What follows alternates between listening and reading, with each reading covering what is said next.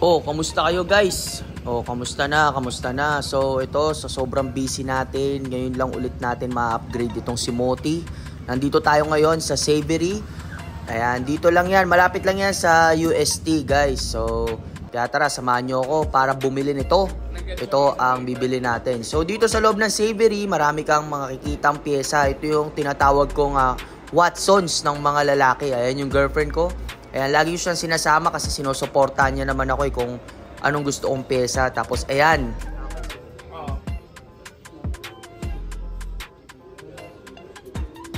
Mga pyesa na makikita nyo dito guys. Ayan.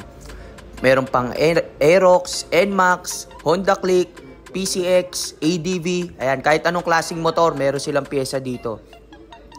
Ayan. Pakita ko lang sa inyo yung laman ng shop nila.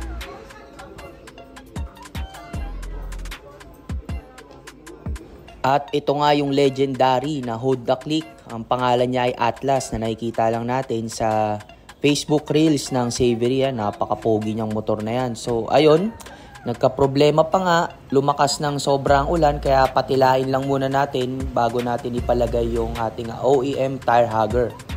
So ayan.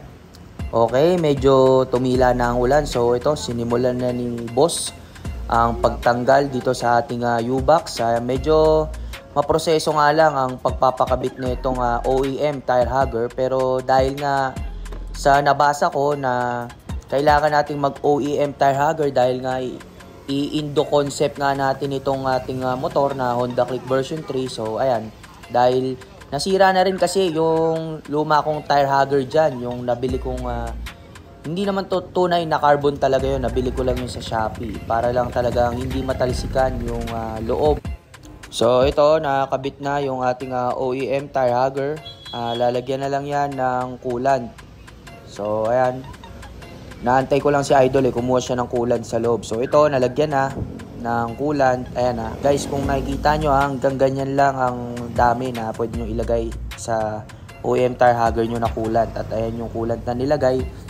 So guys maraming salamat sa panonood guys. Day 1 ulit ito ng pagpapapogi ko kay Moti guys. Kaya abangan nyo, marami akong i-upgrade dito dahil nga nabisi ako na sobra sa trabaho.